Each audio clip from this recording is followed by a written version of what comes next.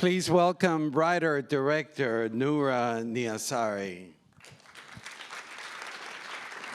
Noora, you deal with a difficult subject, but in your cinematography, I greatly admire that there's always light in it. There's always a moment that in the darkest moments, there's always light.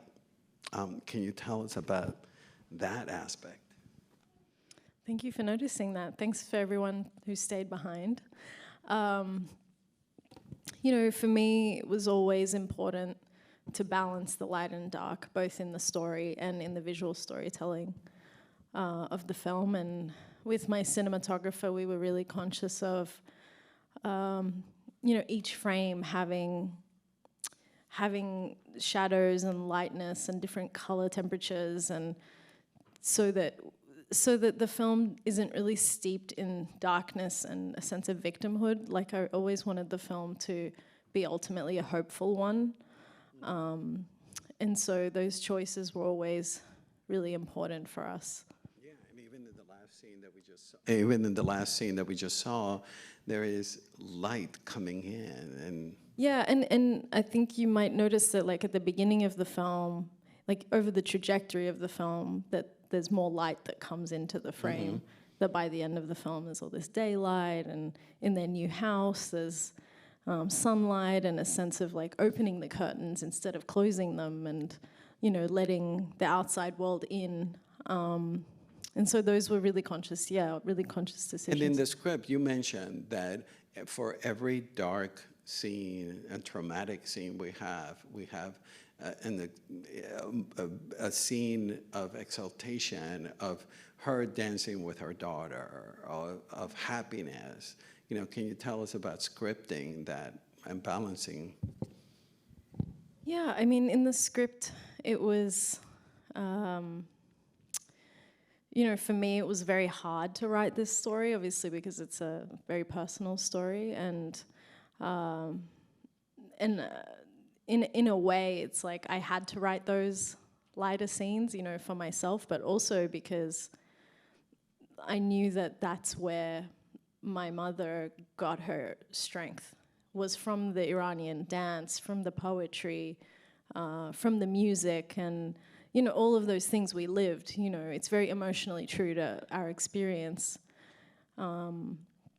And so it was just really organic for those things to find themselves in the script. And in the edit, it was really important. I worked really closely with my editor to find the rhythm and balance of the light and dark. You know, we never wanted to keep the audience too long in a certain state of mind.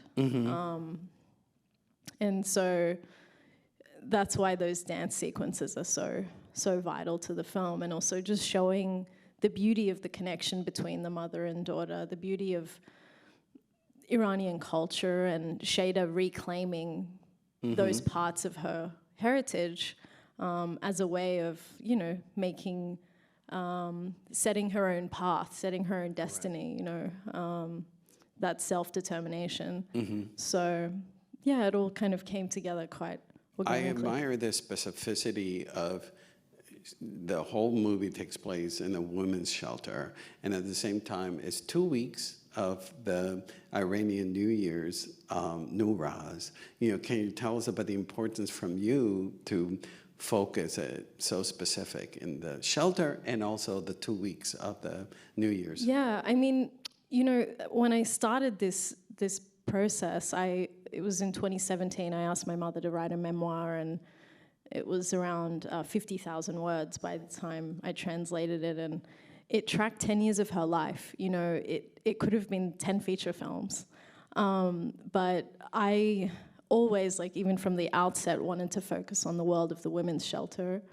And, you know, for me, that was something I hadn't seen on screen before, and it was something I knew that I could authentically represent, given we'd lived that experience. And so I tried to, when I was writing the screenplay, distill it as much as I could into that contained world, and Nowruz just felt like the best framework to do that as well, because it allows us to experience like the timeline of the story in a very kind of symbolic way through the Persian New Year. And it was always very perplexing to me to experience Nowruz, which is in Iran experienced as spring. In the spring, and you're taking place in the fall. Exactly. So it's like we were living this alternate reality, and we always felt really far away. You know, it always kind of exacerbated our distance from our family in Iran and from homeland, and I really wanted to capture that.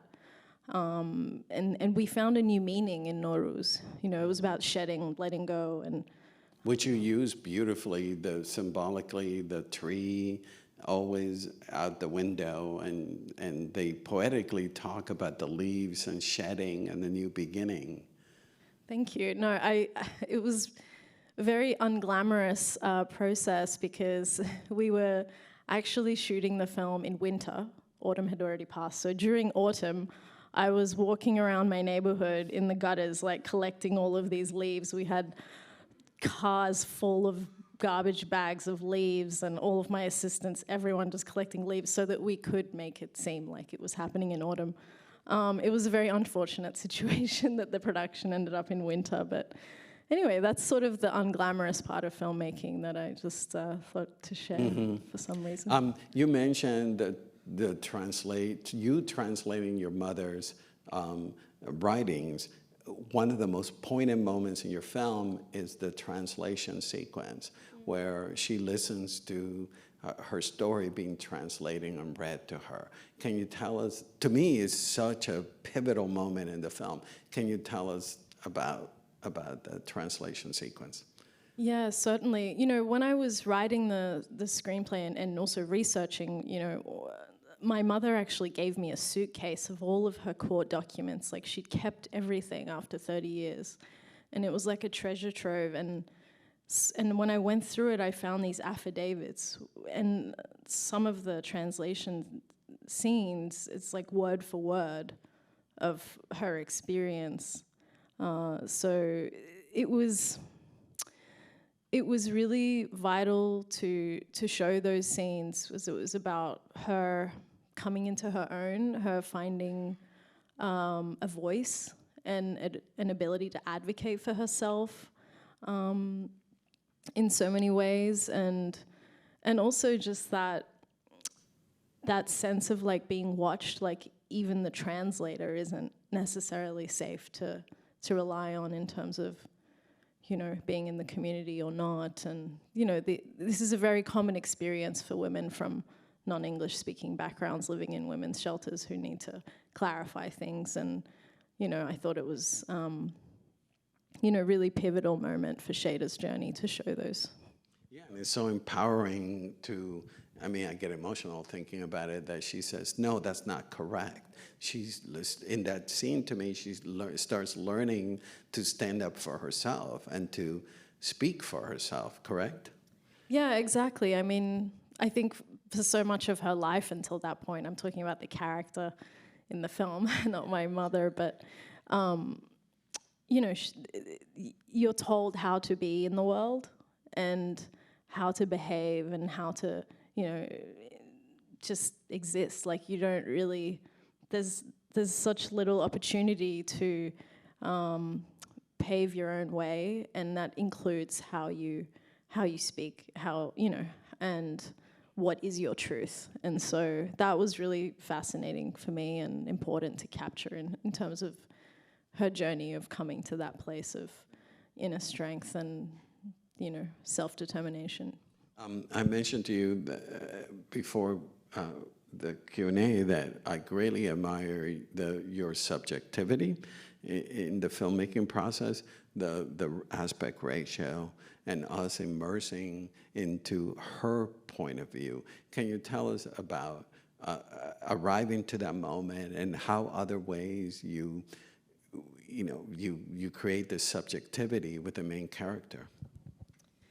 Yeah, I mean, in terms of the aspect ratio, there was a few reasons. One was the claustrophobic feeling of being... It feels contained. Exactly, the feeling under pressure and in limbo, and that claustrophobic feeling, it gets heightened with that boxed in ratio. And also, like, I always wanted the audience to feel like we're alongside Shayda or seeing the world through her eyes. And so, you know, it just creates that intimacy that's so fundamental to, you know, stepping into her experience as an audience, this very visceral feeling. And then obviously, like, it's a period film, and so it kind of, you know, it's sort of hinting to the 90s in a way with the boxed-in ratio. So we kind of fell in love with that, my cinematographer and I, with a prior short film that we'd made together in a similar way.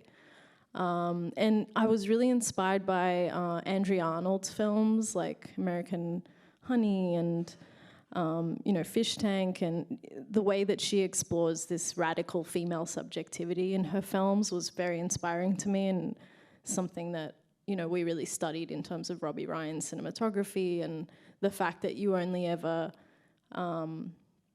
like, the camera is never ahead of the character, it's always with them, and you're discovering the world with them, alongside them. So, but at the same time, I was also really interested in those long lens shots, this notion of Shayda being watched, or a sense that she's being watched, so you're not quite sure if it's in her head or not. That was also a really important aspect of the cinematography that we worked on, to heighten that fear and sense of... There's a sense of unsettling feeling of paranoia. Yeah, in the outside world, yeah. And yeah, I think all of those elements really are fundamental to putting the audience in the emotional space of the character. And also, like, I mean, the performances, I'm so proud of the actors and the work that they did, and especially Zara and Selena. And, you know, being close to them, you really get the full breadth of the way they lived in their characters. Shayda is fighting for basic rights, you know, of a woman, and then another moment I got so emotional is Everybody's Free, and where she dances and, like, Let's Go. You know, tell us about that song, and it's so poignant. Yeah, I mean, I remember when I was a kid, my mum going to nightclubs, and she would play these soundtracks coming home, and, you know, we're asleep when she's at the nightclub. It's like she was discovering her womanhood, her youth, you know, at the time of, you know, after the shelter and during the shelter. So it was just one of those, you know, kind of pivotal moments in her coming of age, so to speak. And that song was just one of our jams, one of our favorites. And it really just spoke to the themes of the film, of freedom and, you know, giving yourself permission to find that freedom as well. And yeah, I just think it works beautifully in the nightclub as well. You've taken so much care in every department in your film to tell her story, and I want to latch on to costuming. Like, we watch her arc, her journey through the clothing and her hair. Can you tell us about, articulating that journey through the costume and her hair? Yeah, absolutely. Well, I worked really closely with my costume designer, Zoe Castellano, to craft the character journey exactly through her wardrobe.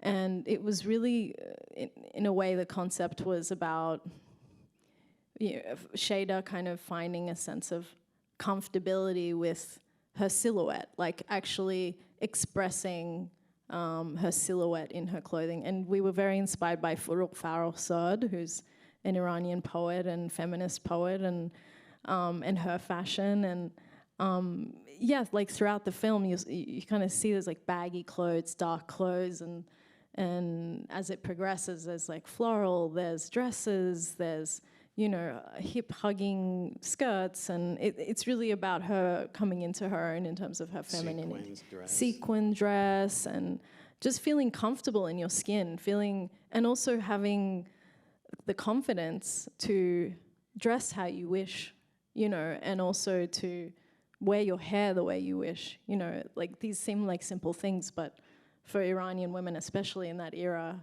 and especially now in Iran, but I'm just talking of that time, it's a fundamental way of expression, you know, your hair, and when she cuts her hair, I mean, that's something that I scripted, you know, years ago.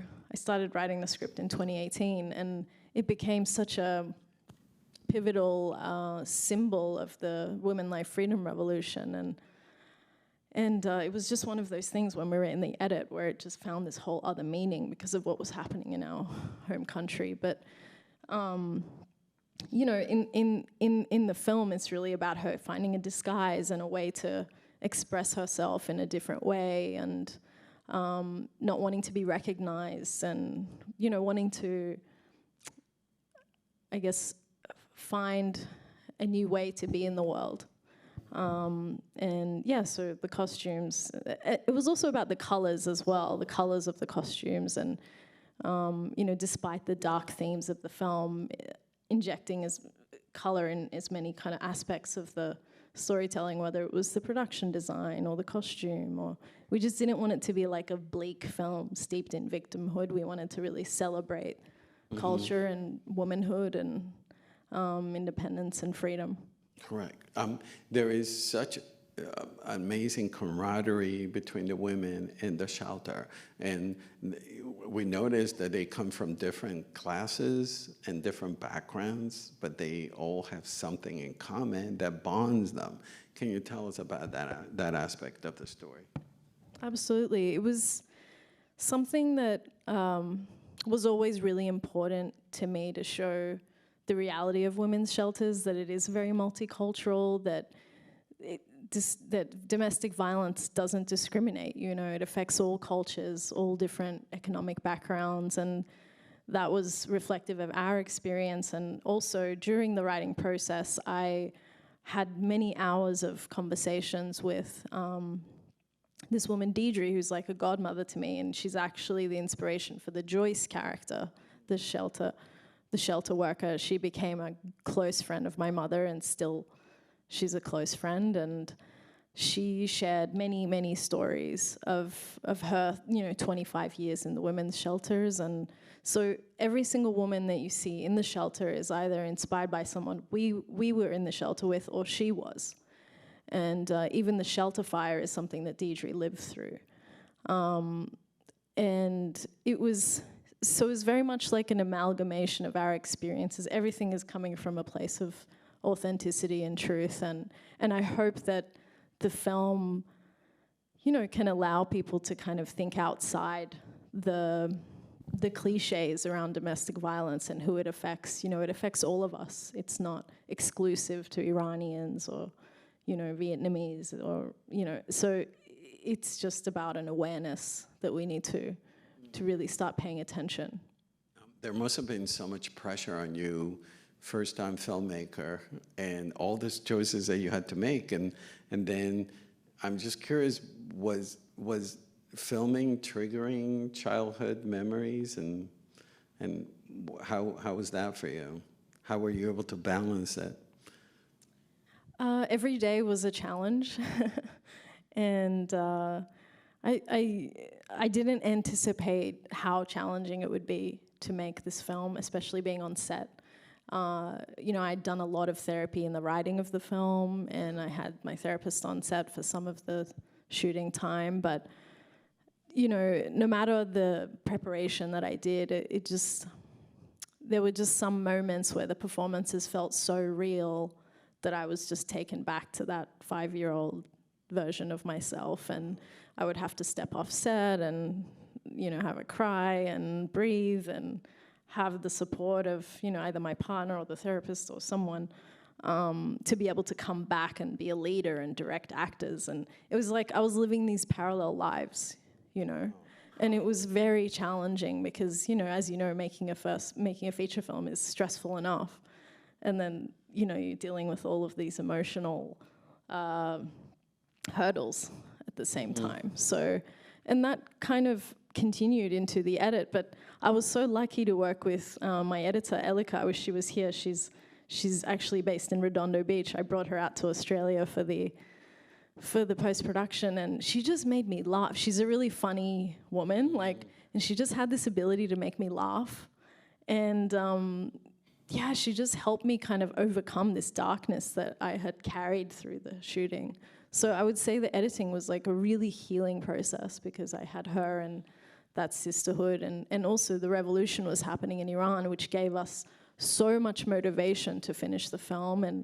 And yeah, and you know, in sharing the film with audiences the past 12 months has been incredibly cathartic, and you know, just knowing that the film has touched so many people, and it's not just my story. It's not about us anymore. You know, it's everyone's story. So it's been amazing. Tell us about, we've met Zar. You know, she was here last year for Holy Spider. Brilliant, brilliant actress.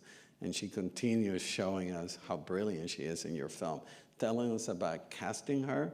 You hadn't seen Holy Spider. That hadn't come out yet.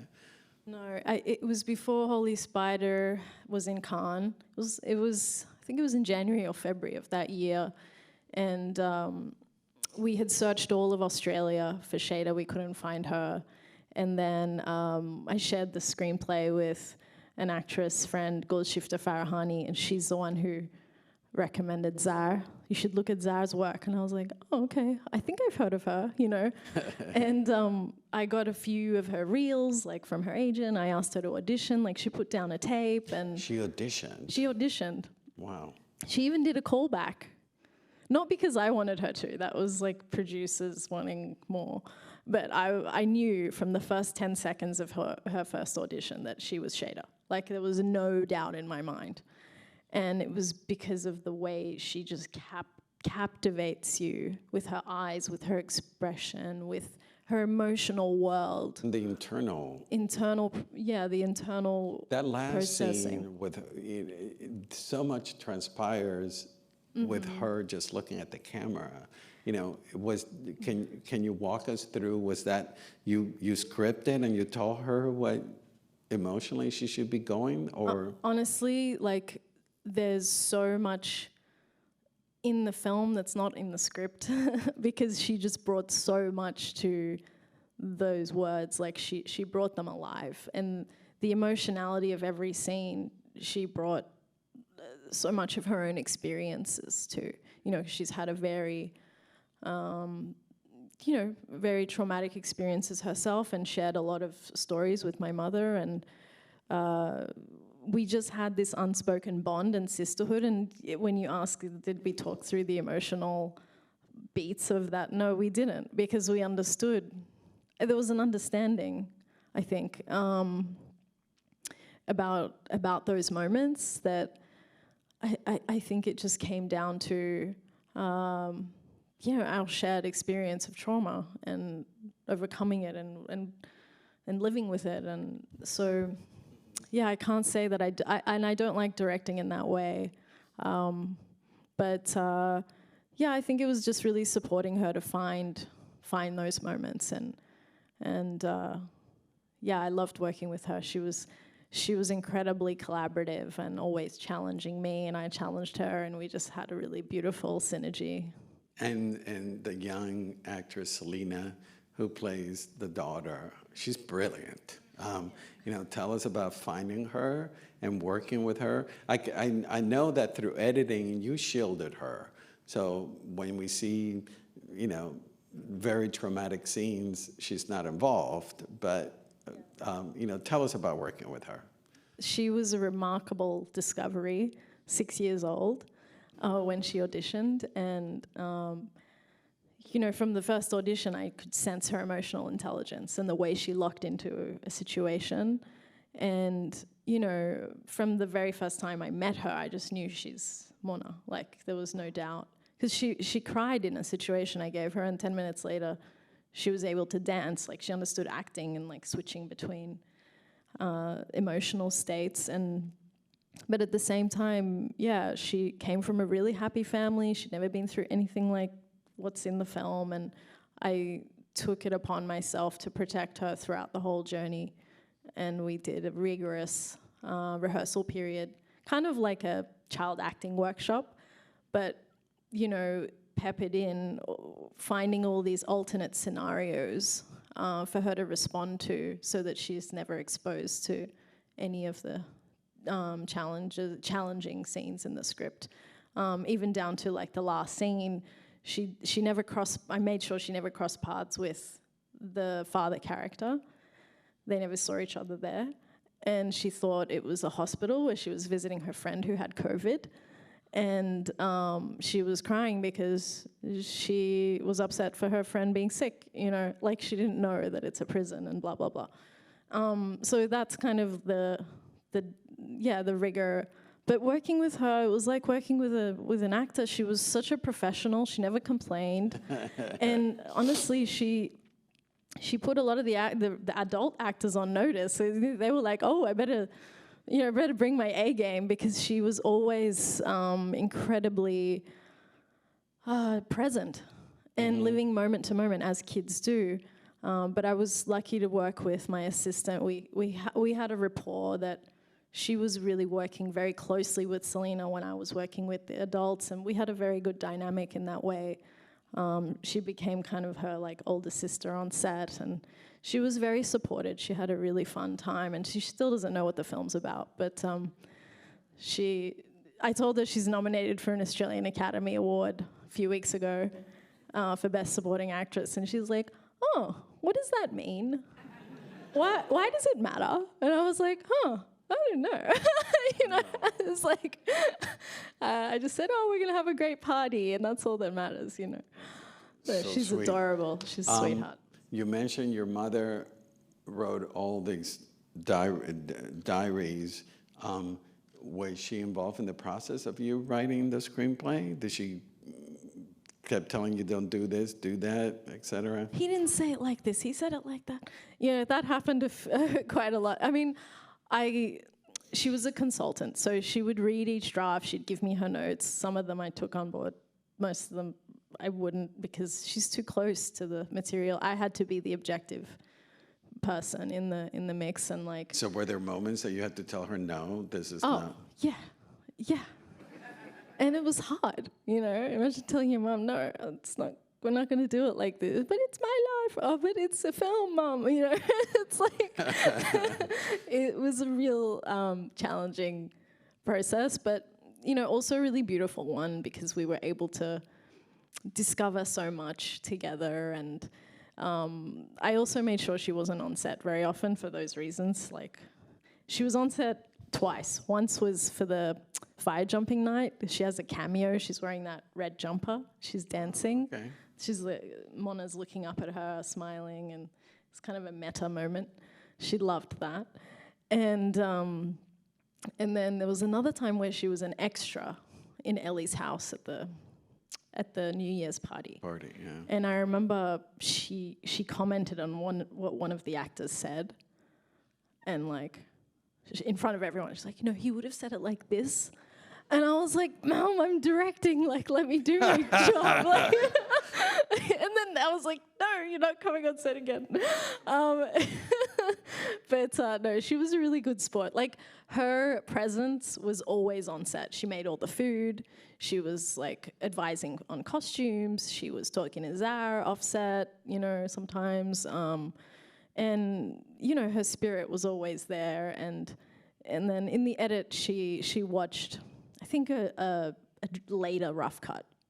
You know, I didn't want to bring her into it. And what was her reaction to seeing the film? Oh, she loved it. She was like, this is amazing. Don't change it, you know? And then I was like, Mom, it's 3 hours long at the rough cut stage. So and then when I told her what we're cutting, she's like, no, but it's so good. And I was like, Mom, it's not realistic to have a 3-hour film for my first film. So you win at Sundance, you win Audience Award, and you've won ever since several audience, and people react to it. I mean, people, you guys enjoyed the film, correct? Yeah. Why do